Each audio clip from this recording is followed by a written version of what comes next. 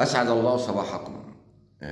هو أنا نفسي، أو ليه ما يبقاش عندنا حارة للخدمات في كل طريقة عمل؟ يبقى في حارة للخدمات، حارة مخصصة للإسعاف والمطافي والنجدة والحاجات الخدمية، ما تمشيش فيها عربية.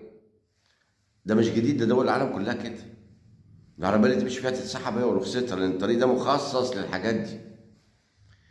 ليه ما يبقاش عندي في كل منطقة في اسكندرية خمس ست عربيات اللي انتوا بتسموهم أتاري لنجدة أي حد؟